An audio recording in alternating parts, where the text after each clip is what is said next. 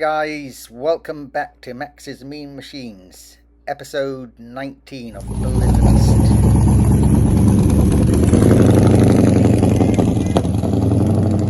Hey, these are the back lights, and I've sanded them down quite aggressively, and they're quite deeply pitted, but the thickness isn't that great. I put a I think it's called a cryometer on it to see the thickness, and at the edge it's 0.050, but towards the center it's 75.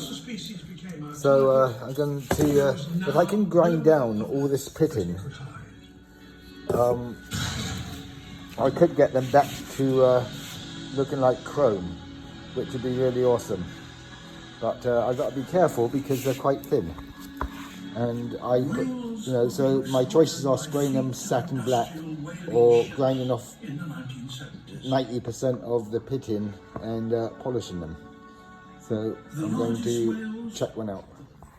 Okay, so I've sanded down, ground down and sanded down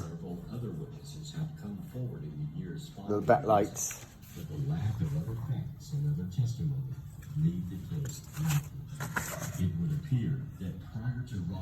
And it is pretty thin. I actually went through on this one,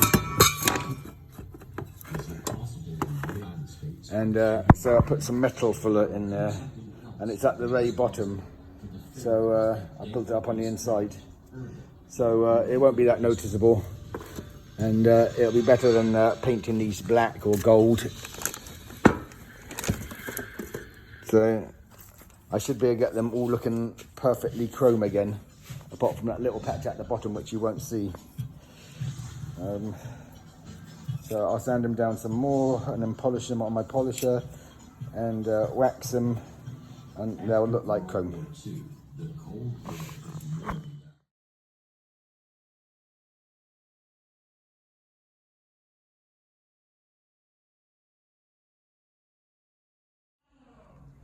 Right, so I put the powdered guide coat on it, and this has already been block sanded. So right now all I'm doing is getting the 180 sand scratches out of it. So what I'll do is, this just allows me, see how you can see the sand scratches in there?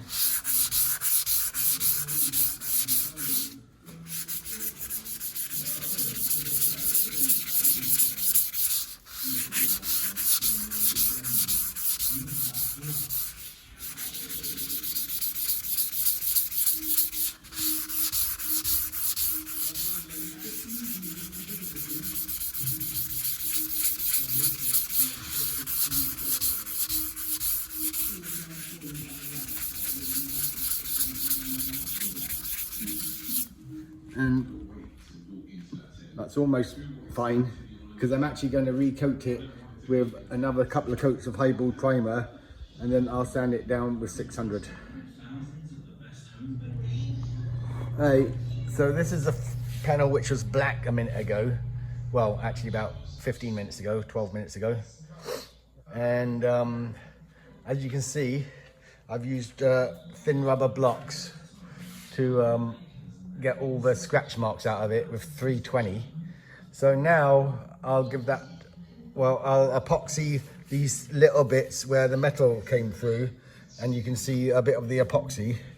So I just missed that with a bit of epoxy, because supposedly you're meant to put epoxy on top of epoxy. And then I'll give it 2 thick coats of 2K primer, and then I'll block that with 400 and 600, and that'll be ready to do the base coat, clear coat. This side has been guide coated and sanded, and I'm on my way with this side. So that's the guide coat on there, and sand it all off, and then you know you've covered the entire area, and it's ready for the next stage. Hey Richie, I've done, I'm ready for my final couple of coats of primer now. I've block sanded it with 320 after doing all my fine filling, and I think it's pretty damn straight.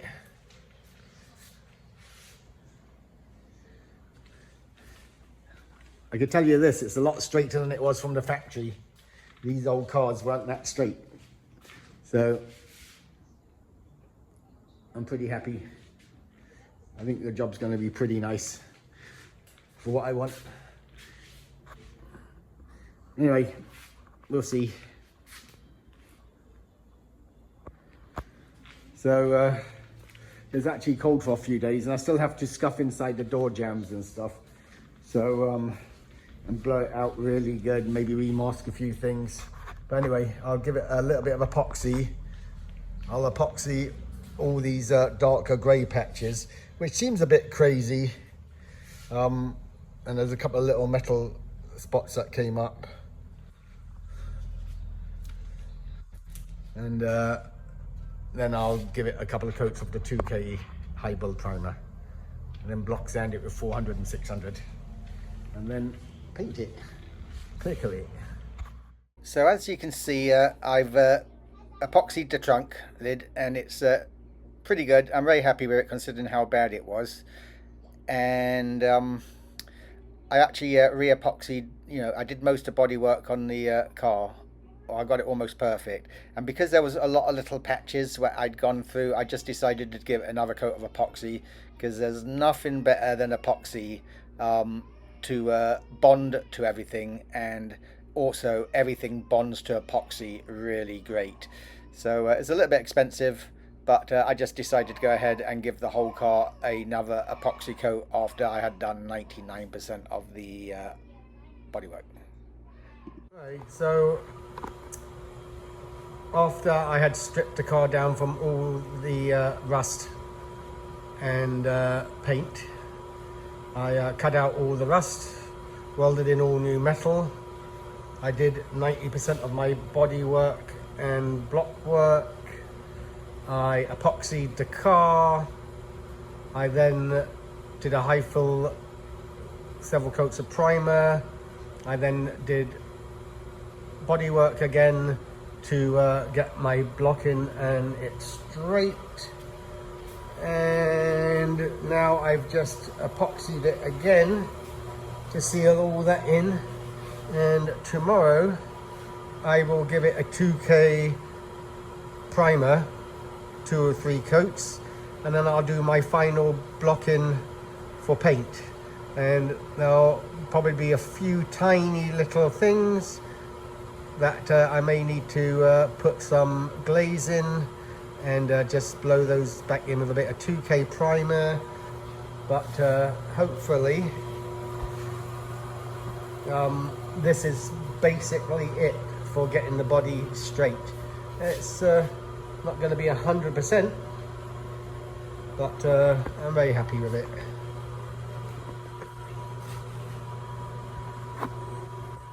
Every time you spray, you can get different textures from the spraying, and when you look really close you can see orange peel, but that's pretty normal. And sometimes it lays on better than others, but I'm not an expert sprayer, and sometimes it doesn't come out quite as nice as I'd like it to. I mean, there's variations in temperature, humidity, air pressure, different things can make a lot of difference. But anyway, the car's getting really straight now, and it's coming along just really nicely. And I'm showing you all the angles so you can see the panels as they're coming along as I see them. So after my epoxy, I go ahead and I give it a good few coats of high build 2K primer. And now it's ready to start the final prep. This is the final priming before painting. So, So basically I just have to scuff it with 600, maybe 800, and paint it.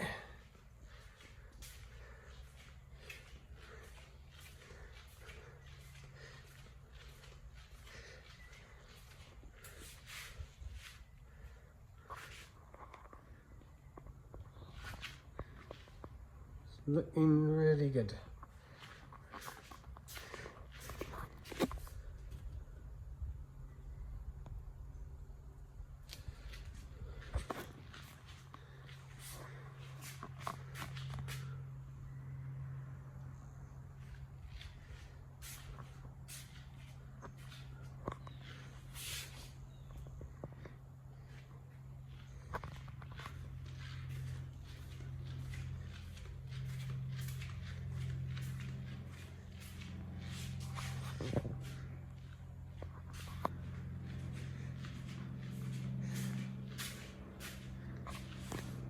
Took most of the masking off because it's been on there for a long time. Plus, when you do the final sanding and you're getting ready to paint, you don't want anything to hold in any of the old dust. So it needs to be cleaned really well after sanding and remasked for the final paint. But starting to take shape. Looks a lot different, like straight.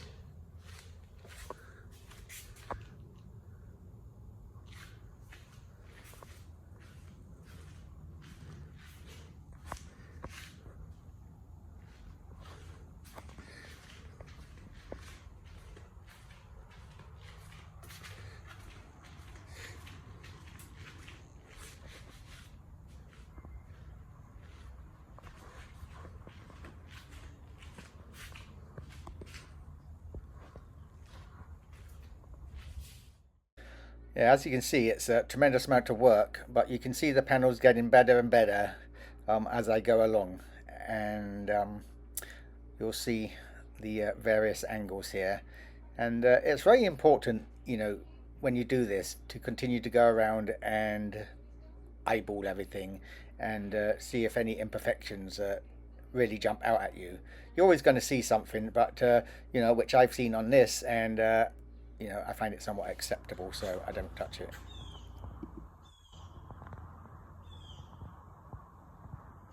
I think that's going to come out pretty good.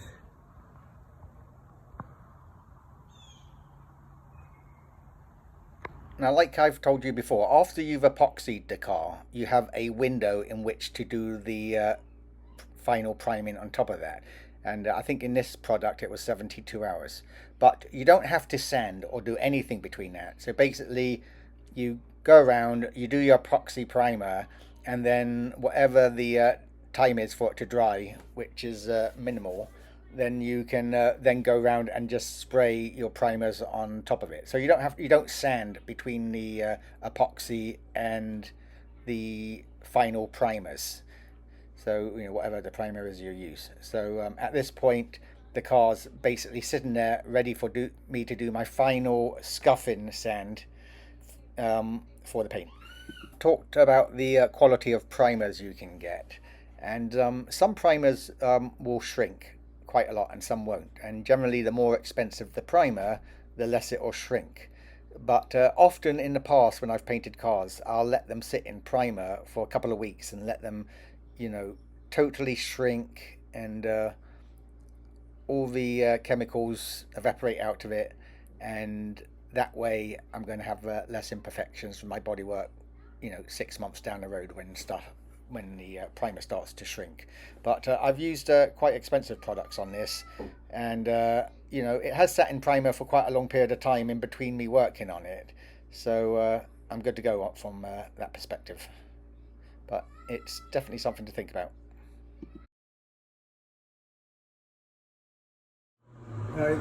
This is the panels being guide coated, and I've just done a very quick scuff with 400, and you know, that's what it looks like, and I think that shows me that the panel is nice and straight. So I've just taken all the orange peel off, and then I'll go with 600. So definitely important to use guide coat on your final sanding. And when all the guide coat's removed and it's looking perfect, you're good to go and there's no low spots. That's it, sanded with 400, and realise it's not perfect, but I'm actually very, very happy with that.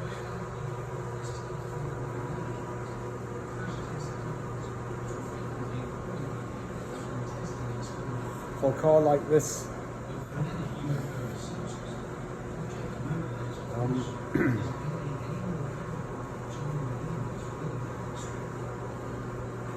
it's going to be very nice.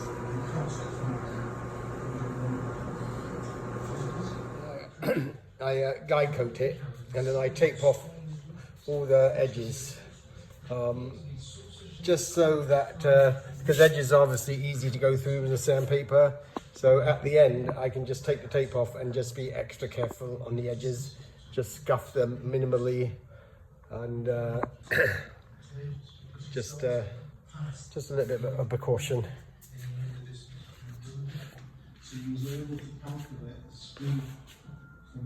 I did all my original block sanding by hand, and you know, I got the car fairly straight, and I knew I wouldn't get it perfect, but now I'm at the stage where I'm basically just sanding it to paint.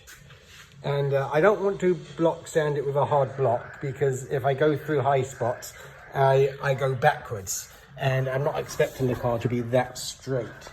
So I did an experiment with a flexible 1/2-inch rubber block and block sanded it, and you know, it comes off fine. But then I used my foam pad on a medium speed with my orbital sander, my DA, which is actually a really expensive one. It's the top of the market. The whole system cost me nearly $2,000. I think the sander itself is about $650, and it's on a vacuum system. Anyway, I'm experimenting with that, and as you can see, it's doing a really even sand. So I'm wondering whether the orbital sander is actually my best bet to take it down, and then I'll do my final by hand wet sanding with 600. Driver's door here is I did purely with the DA, and you know, just was very gentle, even pressure, up and down, sideways, and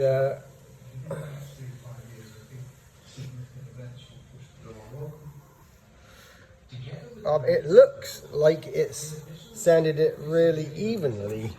If you look, I just stopped short of getting rid of all the speckles. I think I might just take that down with the wet sanding. So I didn't do it very aggressively, but it looks, when you look at the door, it looks very even, like the sanding has done, actually more even than when I block sand. So I'm wondering whether I should do all my initial sanding gently with the foam on my DA with 600, which is a bit finer than it says, but the 600 wet is actually a bit coarser than 600 dry. So I think I'll wet sand it with a 600 wet, and just take it down until there's no more marks showing. Anyway, interested in your opinion. I did see online that, you know, some fairly famous restorers online are DAing for their blocking. So anyway, interested in what you think.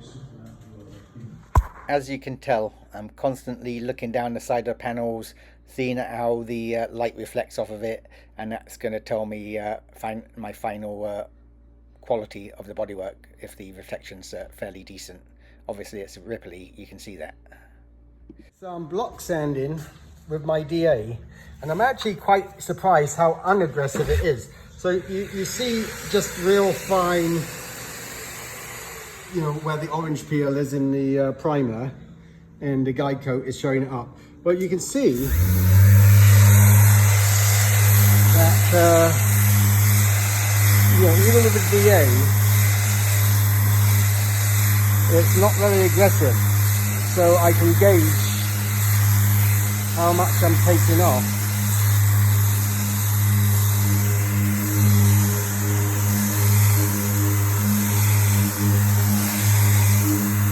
Without going too far. And then I will finish it wet sanded with 600.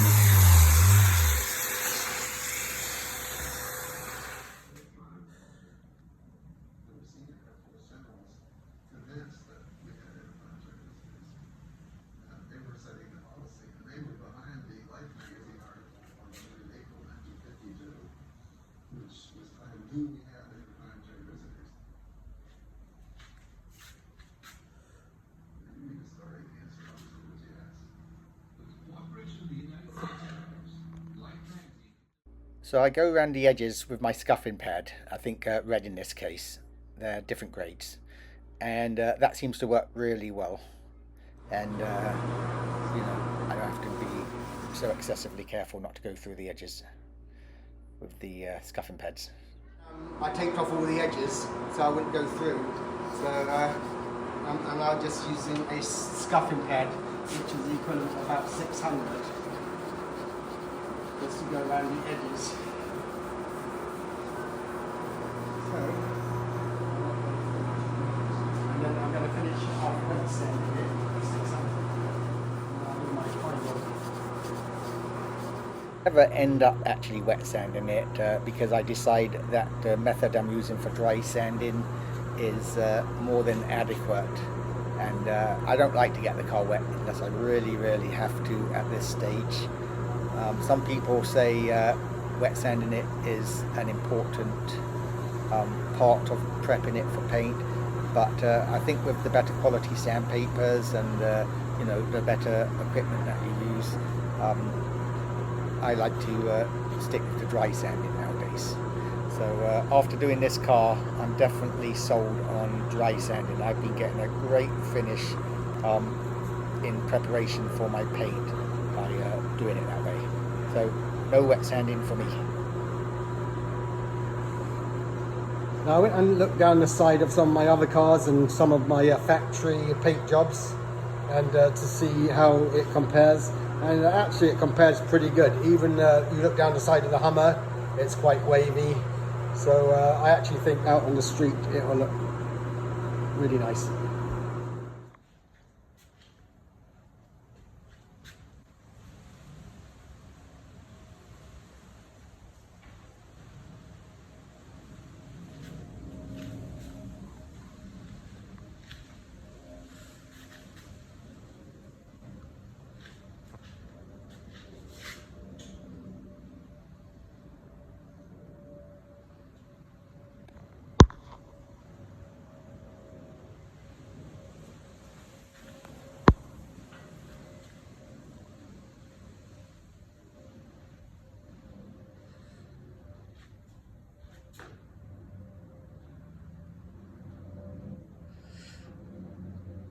Hard to get the light just right, but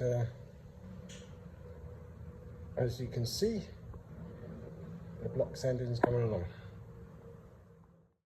So I know I spend quite a lot of time showing pictures of you know, after I've sanded it at each stage and the type of reflections I'm getting and everything, and but that's quite an important part of you know, seeing how your final paint job's going to come, because obviously once it's painted it's really shiny and you can see all that stuff. But yeah, I mean, I like to show that in the videos because a lot of you guys are sanding down and looking down your panels and stuff, and you know, you can see what the end result is to my car, and comparing that to the kind of reflections I'm getting, it also gives you an idea of what to expect, you know, for the people out there who, you know, aren't very familiar with doing stuff like this. So I just leave it in there because I think it might be helpful to some people.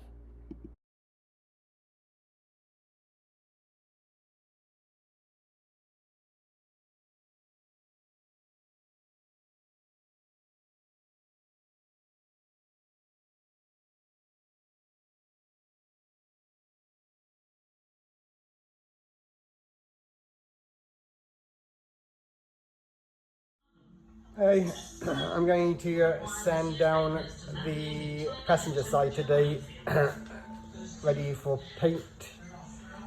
So I put guide coat all over it, and I put a little bit of tape around the edges, just so that I can do those by hand at the end with a scuffing pad. And that's how I do it. I don't know if this view is correct, but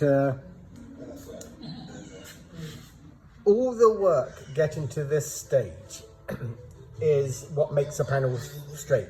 All your block sanding and filling and priming and block sanding and filling. And then your final primer, which this is, I'm not trying to block it at this point.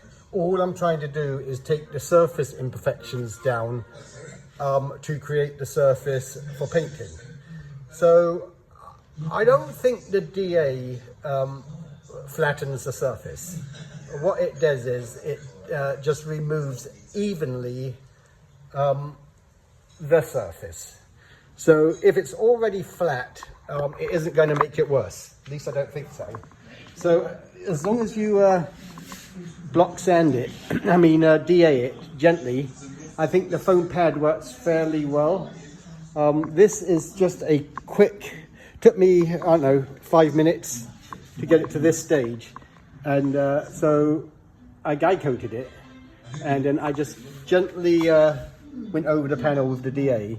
And as you can see, the high spots and the low spots. And then I'll just continue to do that.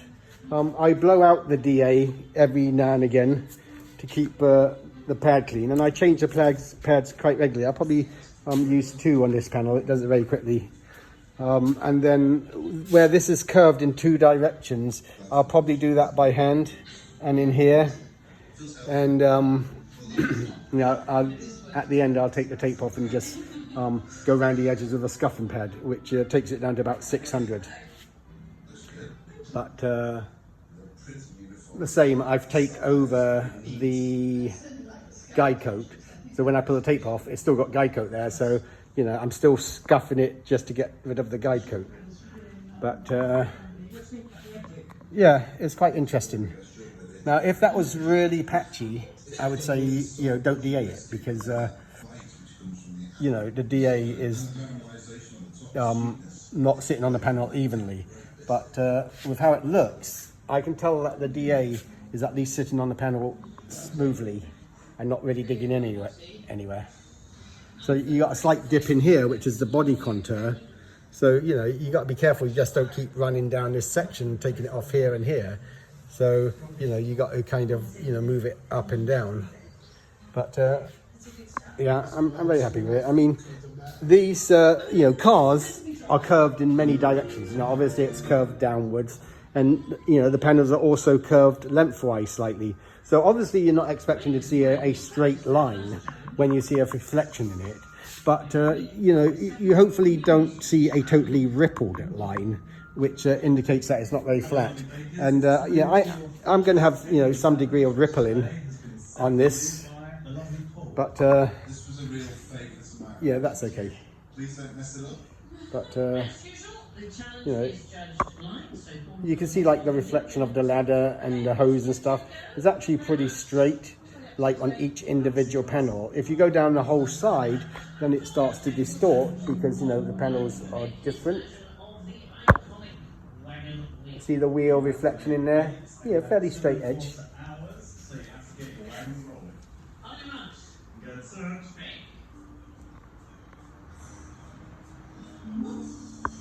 Not too bad. This large panel, which I had quite a lot of difficulty with, definitely got, you know, some level of ripples in it, but I think the overall look will be very good. Also, I'll probably get away with more than I would on a regular car, because this car is so out there that your eye really gets pulled to the whole package as opposed to just the paint job. So if you're looking at, you know, a Jaguar or Porsche or, you know, some regular car, which is just a very nice condition, your eye is probably more drawn towards how quality the panels are. One thing to look out for when you're sanding is,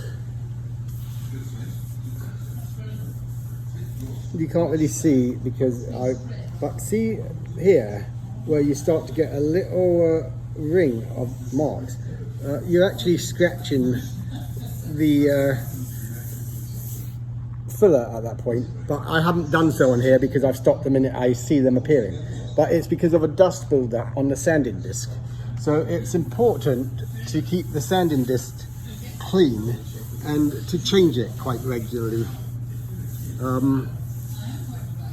Otherwise, it doesn't matter how fine a paper you use, you're going to scratch the paint. And see here, those are pinholes. Now, a lot of them will stand out, but at the very end, I'll get some glaze putty and I'll just squeeze over that just before I wet sand it, so I make sure that there's no imperfections there. In fact, that if I blow those out now,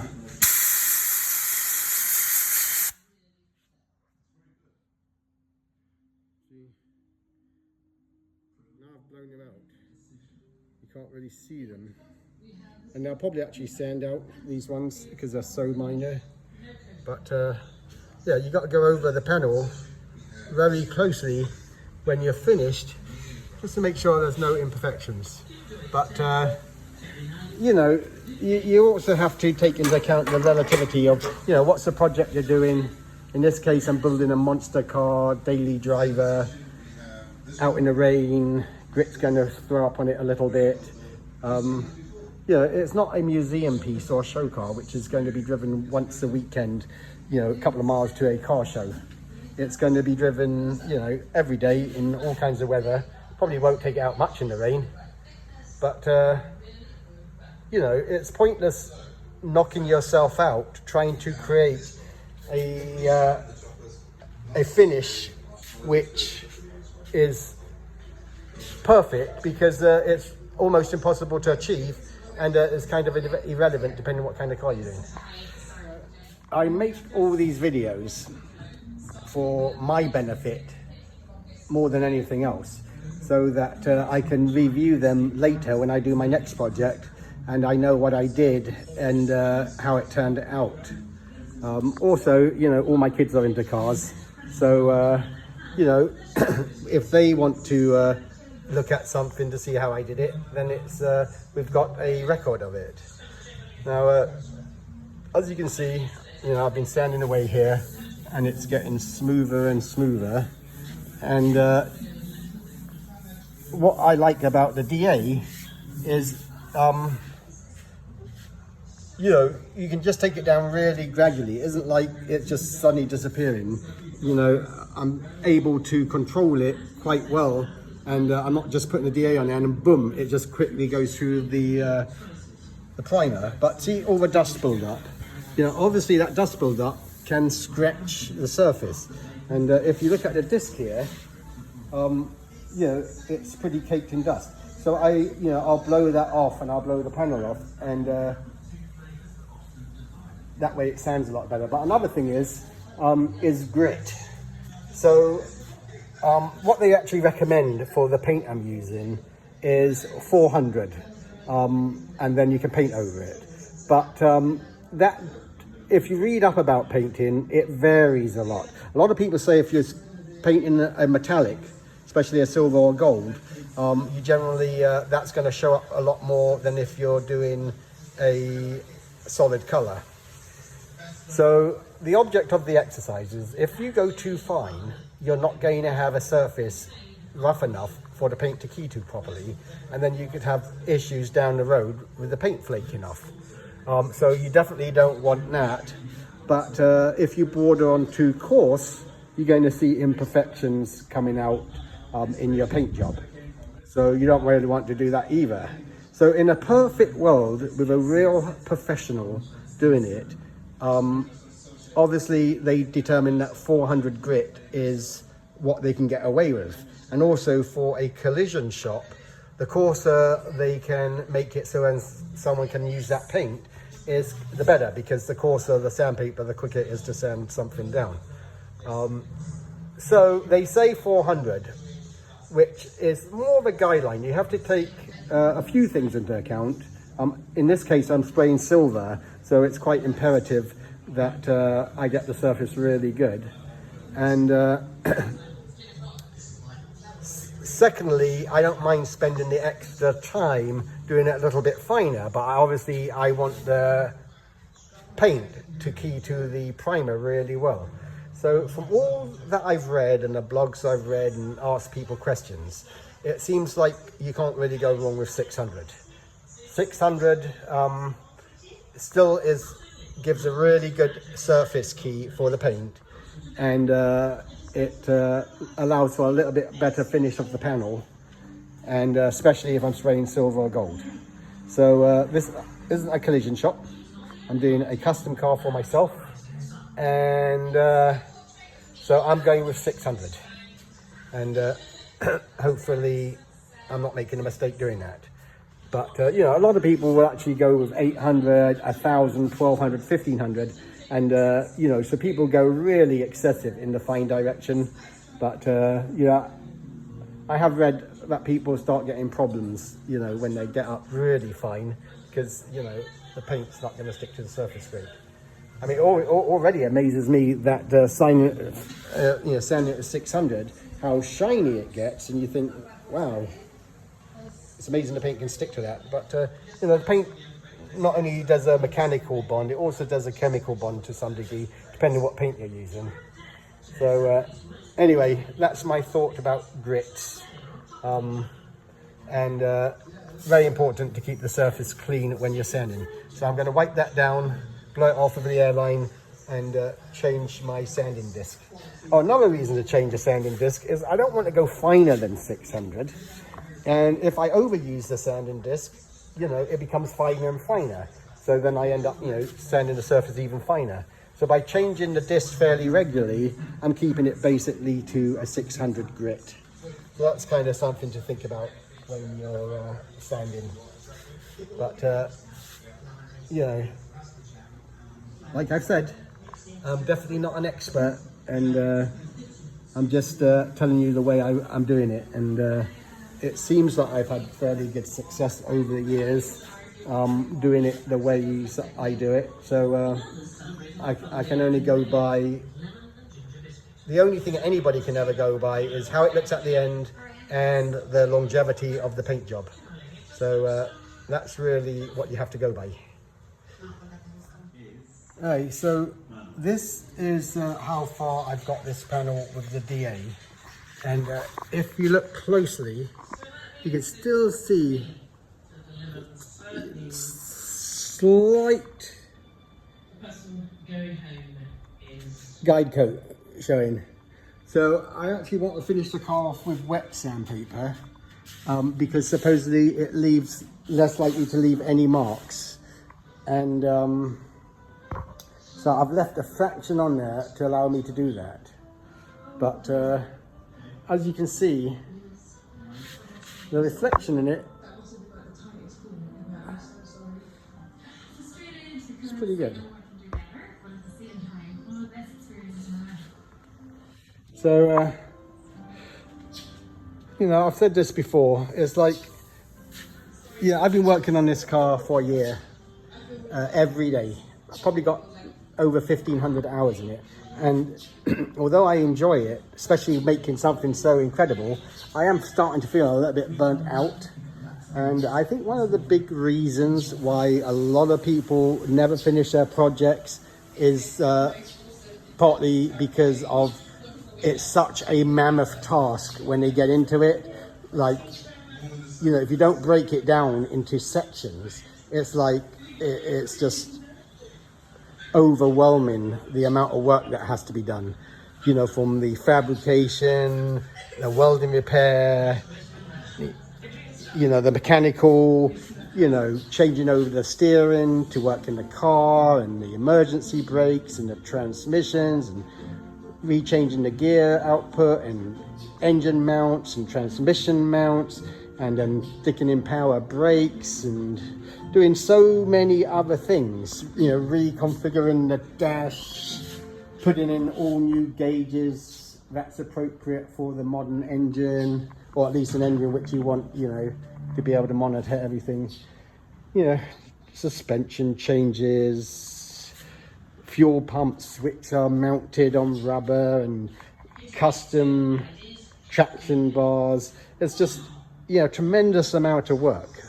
So you have to kind of just do it, start and do a little bit at a time. Anyway, so I've got to the point where I've spent about 1,500 hours on this car, and you know, I see imperfections, you know, as I'm working on it. Like for instance, like here, you can see that there's a couple of deep spots there. But what I'm going to do with the scuffing pad by hand, I'm just going to phase them in. And obviously, if I look at that once it's painted, you'll be able to notice it. But no one's going to look at this car that closely. And at the end of the day, I just want a car that I can enjoy. And things like that, although I'd like it to be perfect, are going to make no difference to me. But what could happen is that you could see things like this, and you could, oh man, I've got to fix that. And then you spend time fixing it, and it's just never ending. And then the car never gets finished. And I think I read once that 80% of all projects aren't finished by the people who originally started them. And you know, it's because of things like that. It's like sometimes people don't think it's good enough, and they get disheartened with it, and then they sell their project.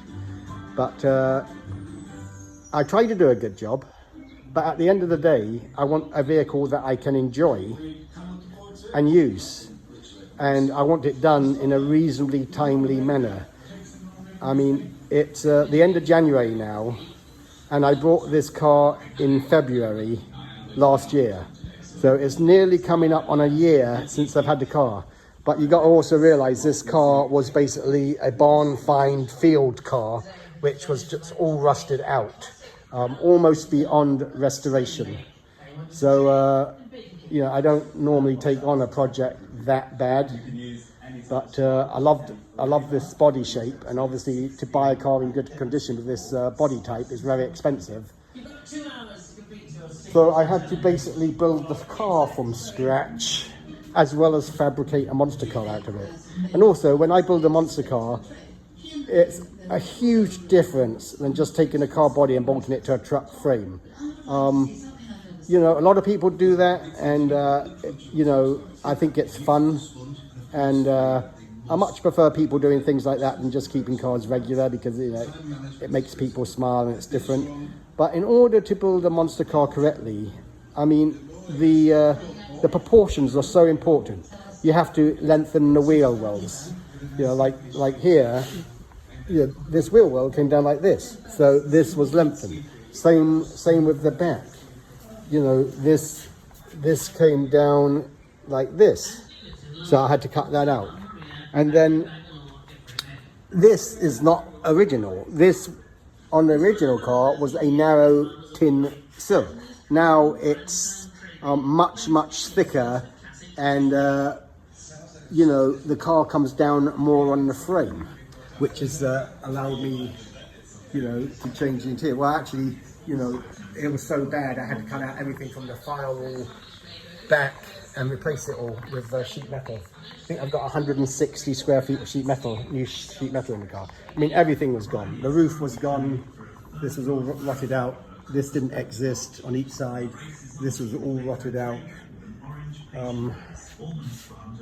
You know, I had to cut the bottom of the doors off about 8 inches up because they were so rotted, and replace those. No parts were brought. Everything's sheet metal and steel bars.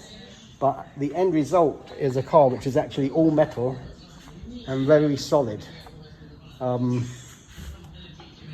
know, even the gutter around the trunk had all rusted and gone. But anyway, so I'm feeling a little bit burnt out working on it now, and I'm getting very close to the end. I'm actually hoping to have it painted next week. So at this point, it is what it is. I'm going to make it as nice as I can, and but I'm not going to get bogged down with a few imperfections. Car's being painted, and I'm going to enjoy it for the next 40 years. And it will become another family heirloom, and one of the kids or grandkids will get it.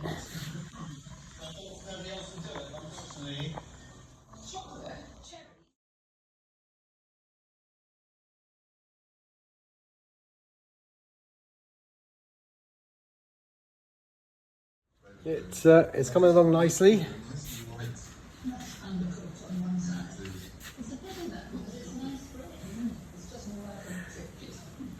Definitely very happy with how it's coming out. Obviously, until it's painted, you're not 100% sure what it's going to look like. But I know, I didn't expect it to get it better than this. In place number 10, we have this one. Really undercooked and pretty. So I'm almost ready to paint it now, and I'm really happy with how everything's looking. I didn't expect to get this old, ginormous, ripply, rusty car to this point. So to me, I'm ahead of the game. It's all sanded, ready for paint.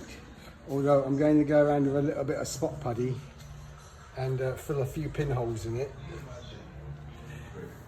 And I still have to scuff the dash. But I'll probably spend the next few days cleaning the garage and prepping everything for paint. And I think I'm going to do the dash and the door jambs and the roof first, and then I'll do everything else.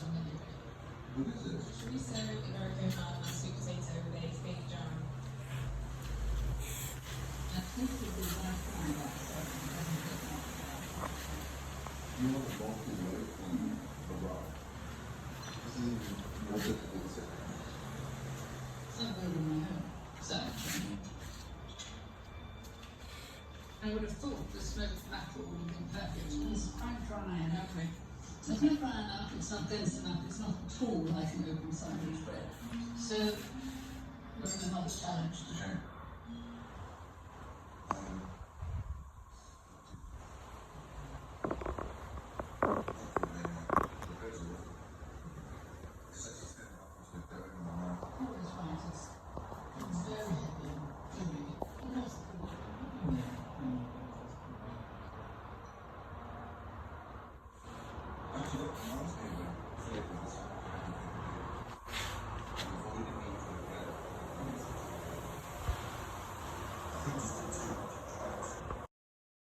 So I'm wrapping up this stage now, and this episode's nearly finished. Hopefully you guys enjoyed it. Hopefully you got maybe a cup of tea and a biscuit and sat down and digested it. But just when you think everything's almost done, ready for paint, there's always a couple of little things you get going. And in the next episode, you'll just see me just finish off a couple of little things like pinholes and stuff, and then we'll go ahead and paint the car. Anyway, again, I appreciate everybody who subscribed and watches my videos. Thank you.